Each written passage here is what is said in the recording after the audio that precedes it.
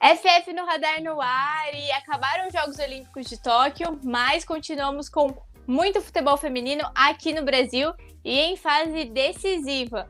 O Campeonato Brasileiro Feminino já está nas quartas de final, depois de uma primeira fase de pontos corridos. Agora a gente tem o mata-mata.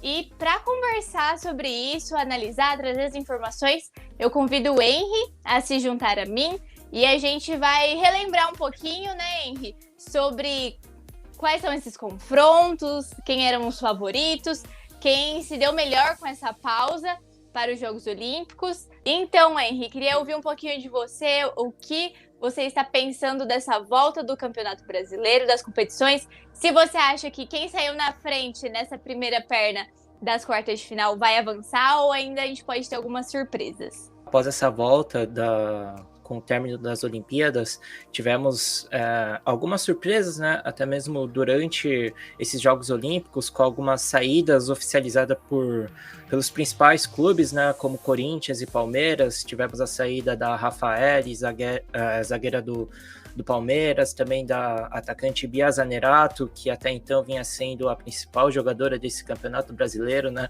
Ela era a líder de assistências, a artilheira do campeonato, e então ela estava de fato fazendo um excelente campeonato brasileiro. Também pelo lado do Corinthians, tivemos a saída da Gabi Nunes e da Giovanna Crivellari, que eram peças, né, importantíssimas para o treinador Arthur Elias, e já nessa volta tivemos até algumas surpresas com os resultados dos jogos de ida, né, das quartas de finais, como a vitória do Grêmio, o jogaço que tivemos entre Ferroviária e Santos. Então tem tudo para ser um excelente final de semana cheio de gols também, Laura. É isso, e antes da gente então passar esses resultados, vamos relembrar, né, para o fã de futebol feminino, como ficou a classificação, né, dessa primeira fase, foi em pontos corridos, e como foram construídos os confrontos, né, porque a gente lembra aqui que o primeiro colocado enfrentava o oitavo, o segundo, o sétimo, e assim por diante.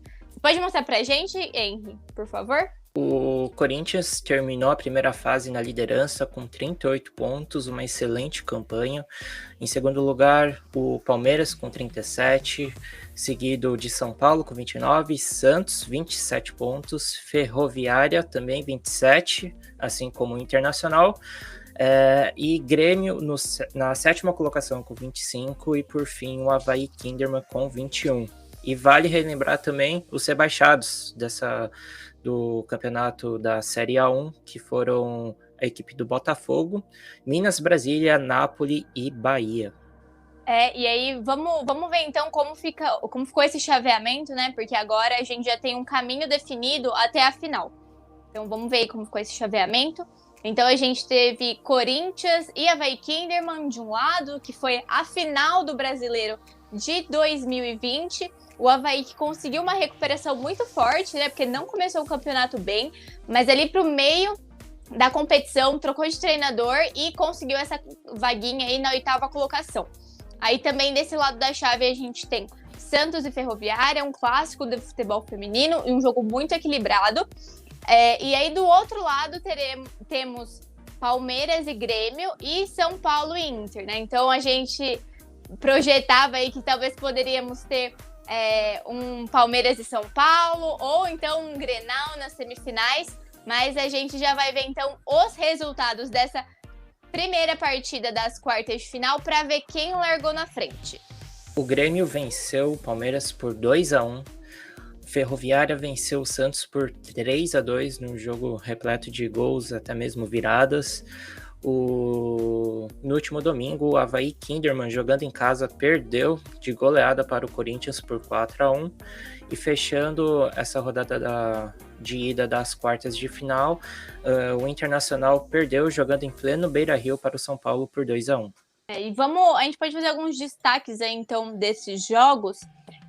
Primeiro que foi a primeira derrota do Palmeiras na competição, que o time, apesar de ter terminado na segunda colocação, não tinha perdido, acumulava 15 jogos, 11 vitórias e 4 empates. Então, acho que foi um jogo que o Palmeiras teve chances de empatar até de vencer, mas talvez tenha sentido um pouquinho da falta do poderio ofensivo da Bia Zanerato, né? E já no Ferroviária e Santos, a gente esperava realmente um jogo muito equilibrado.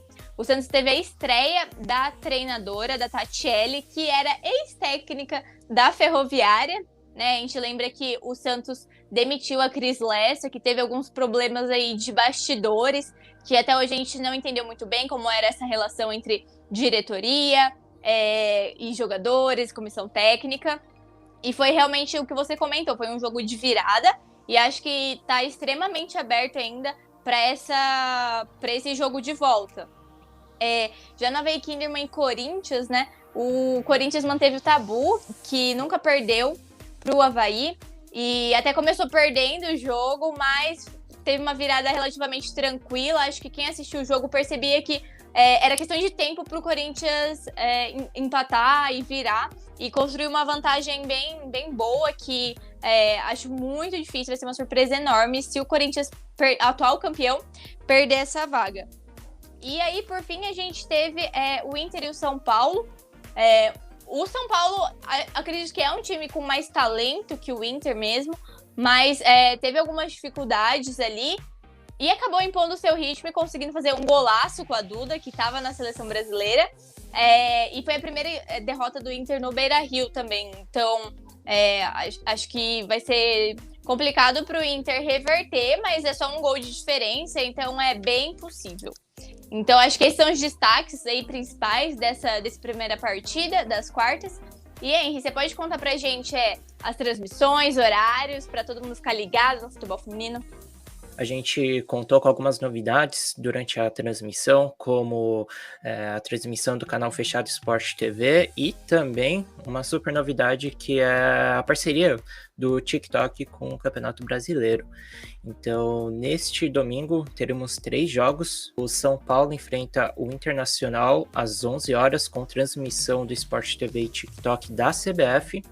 Um pouco mais à tarde, às 5 horas, com transmissão exclusiva do TikTok da CBF, teremos Corinthians e Avaí Kinderman. E às 8 horas, com transmissão da Band e do TikTok, dessa vez do Desimpedidos, Palmeiras e Grêmio. E por fim, na segunda-feira, às 19 horas, com transmissão exclusiva do TikTok do Desimpedidos, teremos Santos e Ferroviária.